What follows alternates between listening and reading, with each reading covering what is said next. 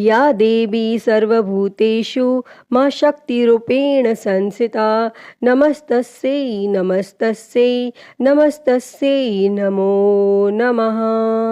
जय माता दी। प्रिय भक्तजनों, आज हम सुनेंगे गुप्त नवरात्रि के 10वें दिन महाविद्या माता कमला देवी की कथा। नवरात्रि का व्रत वर्ष में 4 बार मनाया जाता है, 2 प्राकट्य नवरात्रि के रूप में और 2 गुप्त नवरात्रि के रूप में। प्राकट्य नवरात्रि जो कि चैत्र के महीने में और आश्विन के महीने में शुक्ल पक्ष प्रतिपदा तिथि से लेकर के नवमी तिथि तक माता दुर्गा के 9 स्वरूपों का पूजन किया जाता है। और वहीं पर गुप्त नवरात्रि जो कि माघ के महीने में और आषाढ़ के महीने में शुक्ल पक्ष प्रतिपदा तिथि से लेकर के नवमी तिथि तक माता 10 महाविद्याओं का पूजन किया जाता है। 10 महाविद्याओं में से माता कमला देवी का पूजन जो कि गुप्त नवरात्रि के 10वें दिन किया जाता है। कमला का अर्थ कमल के पुष्प से है। माता सती का यह रूप कमल के आसन पर विराजमान है और साथ ही माता रानी जिस सरोवर में है वहाँ भी चारों ओर कमल के पुष्प हैं। माता रानी ने हाथों में भी कमल के पुष्प ही पकड़ रखे हैं, जिस कारण इनका नाम कमला देवी पड़ा। माता कमला का स्वरूप मन को मोह लेने वाला व शांति को प्रदान करने वाला है। माता का वर्ण सुनहरे रंग का है, जिसमें से तेज निकल रहा है और उन्होंने लाल रंग के वस्त्र पहने हुए हैं और कई तरह के सोने के आभूषणों से सुसज्जित हैं। माता ने मुकुट पहना हुआ है तथा उनके केश खुले हुए हैं और भगवान शिवजी की भांति उनके भी 3 नेत्र हैं तथा वे एक सरोवर में कमल के पुष्प पर विराजमान है। माता जिस सरोवर में है वहाँ उनके आसपास कई कमल के पुष्प लगे हुए हैं। माता रानी के 4 हाथ हैं, जिसमें से 2 में उन्होंने कमल के पुष्प पकड़ रखे हैं तथा अन्य 2 हाथ में वर व अभय मुद्रा है। माता रानी के दोनों ओर 4 हाथी हैं जो जल से उनका अभिषेक करते हैं। माता रानी का यह रूप अपने भक्तों पर सदैव कृपा करने वाला और उनकी सभी इच्छाओं की पूर्ति करने वाला है। और जो भी भक्त सच्ची श्रद्धा के साथ माता कमला देवी का पूजन करते हैं तो जिस प्रकार से माता लक्ष्मी की साधना करने से जिस लाभ की प्राप्ति होती है, वही लाभ माता कमला देवी की पूजा करने से प्राप्त होता है, क्योंकि कमला देवी को माँ लक्ष्मी का ही स्वरूप माना जाता है। इसीलिए जो भी भक्तगण माँ कमला के रूप में पूजा करते हैं, उनकी व उनके परिवार की आर्थिक स्थिति पहले की तुलना में बेहतर हो जाती है। प्रिय भक्तजनों, आइए अब सुनते हैं माता कमला देवी से जुड़ी हुई एक पौराणिक कथा। तो आप सभी भक्तजन बड़ी ही श्रद्धा, ध्यान पूर्वक और प्रसन्न चित्त मन से इस कथा को सुनिए। तो सभी प्रेम से बोलिए, माता कमला देवी की जय। 10 महाविद्या माता की जय। सर्व देवी देवता की जय। श्री की अधिष्ठात्री शक्ति महाविद्या माता कमला की जयंती जो कि दीपावली के दिन ही बताई गई है। श्रीमद् भागवत के 8वें स्कंद के 8वें अध्याय में भगवती कमला के उद्भव की विस्तृत कथा भी बतलाई गई है। देवताओं एवं असुरों द्वारा अमृत प्राप्ति के उद्देश्य से किए गए समुद्र मंथन के फल स्वरूप इनका प्रादुर्भाव हुआ था। इन्होंने भगवान विष्णु को पति रूप में ग्रहण किया था। महाविद्याओं में से माता कमला देवी 10वें स्थान पर प्रगणित है। भगवती वैष्णवी शक्ति हैं तथा भगवान विष्णु की लीला सहचरी हैं, अतः इनकी उपासना जगदाधार शक्ति की उपासना है।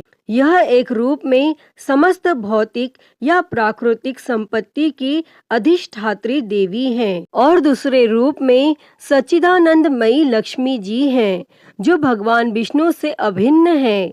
देवता, मानव एवं दानव सभी इनकी कृपा के बिना जो कि पंगु हैं, इसलिए आगम और निगम दोनों में इनकी उपासना समान रूप से वर्णित है। सभी देवता, राक्षस, मनुष्य, सिद्ध और गंधर्व इनके कृपा रूपी प्रसाद के लिए ललायित रहते हैं। महाविद्या माता कमला के ध्यान में बताया गया है कि इनकी क्रांति स्वर्ण के समान है। हिमालय के सदृश श्वेत वर्ण के 4 हाथी अपने सूंड में 4 स्वर्ण कलश लेकर इन्हें स्नान करा रहे हैं। ये अपनी 2 भुजाओं में वर एवं अभय मुद्रा तथा 2 भुजाओं में 2 कमल पुष्प धारण की हैं। इनके सिर पर सुंदर किरीट तथा तन पर रेशमी परिधान सुशोभित है।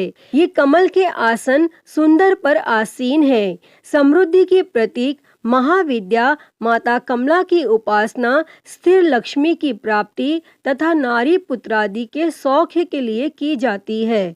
कमला को लक्ष्मी तथा षोडशी भी कहा जाता है और भार्गवों के द्वारा पूजित होने के कारण इनका एक नाम भार्गवी भी है। इनकी कृपा से पृथ्वी पतित्व तथा पुरुषोत्तम दोनों की प्राप्ति हो जाती है। भगवान आदि शंकराचार्य द्वारा विरचित कनक धारा स्तोत्र और श्री सूक्त का पाठ, कमल गट्टों की माला पर श्री मंत्र का जप, बिल्व पत्र तथा बिल्व फल के हवन से माता कमला की विशेष कृपा प्राप्त होती है। स्वतंत्र तंत्र में कोलासुर के वध के लिए इनका प्रादुर्भाव होना बताया गया है और वाराही तंत्र के अनुसार प्राचीन काल में भगवान ब्रह्मा, भगवान विष्णु तथा भगवान शिव द्वारा पूजित होने के कारण माता कमला का एक नाम त्रिपुरा प्रसिद्ध हुआ। कालिका पुराण में कहा गया है कि त्रिपुरा भगवान शिव जी की भार्या होने से इन्हें त्रिपुरा कहा जाता है। शिव जी अपनी इच्छा से त्रिधा हो गए। उनका उधर्व भाग गौर वर्ण 4 भुजा वाला चतुर्मुख ब्रह्म रूप कहलाया।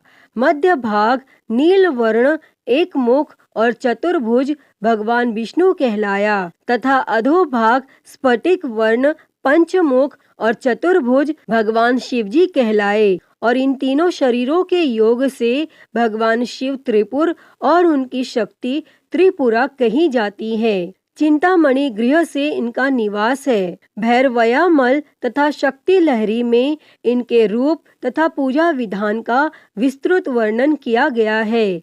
इनकी उपासना से समस्त सिद्धियां सहज ही प्राप्त हो जाती हैं। भगवती कमला ही नौ दुर्गा में सिद्धिदात्री नामक शक्ति हैं। इनकी उपासना से समस्त सिद्धियां सहज ही प्राप्त हो जाती हैं। पुरुष सूक्त में श्री शते लक्ष्मी च पत्न्या कहकर माता कमला को परम पुरुष भगवान विष्णु की पत्नी बतलाया गया है। अश्व, रथ, हस्ती के साथ उनका संबंध राजवैभव का सूचक है। पद्मास्थित होने तथा पद्मवर्णा होने का भी संकेत श्रुति में है।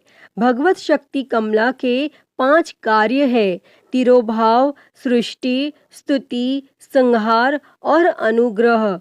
भगवती कमला स्वयं कहती हैं कि नित्य निर्दोष परमात्मा नारायण के सब कार्य मैं स्वयं करती हूँ और इस प्रकार माता काली से लेकर माता कमला तक 10 महाविद्याएं सृष्टि, व्यष्टि, गति, स्थिति, विस्तार, भरण, पोषण, नियंत्रण, जन्म, मरण, उन्नति, अवनति, बंधन तथा मोक्ष की अवस्थाओं की प्रतीक हैं। ये अनेक होते हुए भी वस्तुतः परमात्मा की एक ही शक्ति है। अतः हे माँ कमला देवी, इस कथा को कहते, सुनते और हुंकारा भरते सभी पर अपनी कृपा सदैव बनाए रखना। सभी के जीवन से दुखों को दूर कर उनके जीवन में सुख और समृद्धि देना, सभी के मनोरथ को पूर्ण करना। तो सभी प्रेम से बोलिए, माता कमला देवी की जय, नौ दुर्गा देवी की जय, 10 महाविद्या माता की जय, सर्व देवी देवता की जय। प्रिय भक्तजनों, तो मैं उम्मीद करती हूँ कि आपको आज की यह कथा पसंद आई होगी, और अगर वीडियो अच्छी लगी हो तो इसे लाइक करें, ज़्यादा से ज़्यादा शेयर करें और कमेंट में माता कमला देवी की जय लिखना ना भूलें। और हरिहर भक्ति चैनल को सब्सक्राइब कर नोटिफिकेशन बेल को ज़रूर ऑन कर लें। हर हर महादेव। धन्यवाद।